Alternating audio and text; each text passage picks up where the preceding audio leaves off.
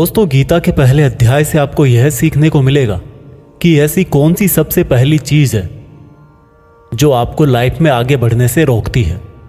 भले ही आप में बहुत नॉलेज हो, आप में बहुत काबिलियत हो, लेकिन उस एक चीज की वजह से आप सही डिसीजन नहीं ले पाते और अपना काम नहीं कर पाते हैं। इसके साथ साथ सपने से हकीकत में इंसान कैसे बदल जाता है वह भी हम जानेंगे। कौरवों में दुर्योधन बहुत खुश हो रहा था। उसके पास बहुत बड़ी सेना थी। भीष्म पितामह थे, गुरु द्रोणाचार्य और गुरु कृपाचार्य जैसे बड़े बड़े योद्धा थे। पांडवों की सेना में अर्जुन, भीम सहित 5 पांडव, भगवान कृष्ण, अभिमन्यु, द्रौपदी के 5 पुत्र आदि थे। अब यह युद्ध पूरी तरह से पारिवारिक युद्ध ही था। पांडवों और कौरवों के लिए गुरु द्रोणाचार्य और कृपाचार्य दोनों एक ही थे। दादा भीष्म भी एक ही थे। साथ ही साथ पांडव और कौरव दोनों खुद भी चचेरे भाई थे, लेकिन हर कोई जीतने के इरादे से आ रखा था। रणभूमि में जब जोर से युद्ध की घोषणा के लिए शंखनाद हुआ तो अर्जुन ने अपने सारथी भगवान कृष्ण से कहा कि हे कृष्ण, मेरे रथ को दोनों सेनाओं के बीच में एक बार ले जाकर के खड़ा कर दो ताकि मैं ये देख सकूं कि मुझे किनको मारना है। ऐसा सुनकर भगवान कृष्ण ने अर्जुन के रथ को कौरवों की सेना के सामने वहां पर ले जाकर के खड़ा कर दिया जहां पर कौरवों की सेना में अर्जुन के दादा भीष्म पितामह और गुरु द्रोणाचार्य खड़े थे। और गुरु द्रोणाचार्य ने ही अर्जुन को तीर चलाना भी सिखाया था। अर्जुन ने युद्ध के मैदान में जिधर भी देखा वहां दोनों तरफ ही सिर्फ परिवार वाले नजर आ रहे थे।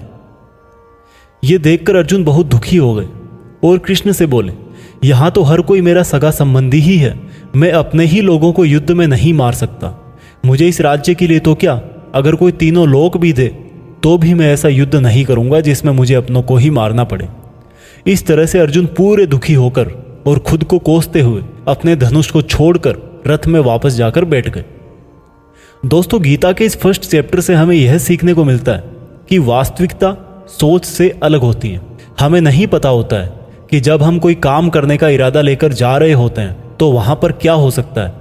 जब हम किसी बुरी चीज का सामना करते हैं तो हम संयम खो बैठते हैं और घबरा जाते हैं, और घबरा जाने के बाद हम हमारा ही असली रूप भूल जाते हैं। भले ही अर्जुन युद्ध कला में मास्टर थे और भले ही वो युद्ध करने के लिए मैदान में धनुष उठाकर चले आए, लेकिन युद्ध सिर्फ हथियारों के चलाना जानने से नहीं होता।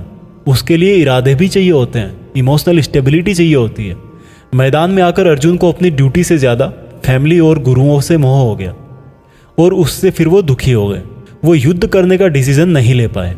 इससे यह भी सीखने को मिलता है कि जिंदगी में हमें हमारा कर्म करने से सबसे पहले रोकने वाला कोई होता है तो वो है हमारा मोह, यानी कि अटैचमेंट।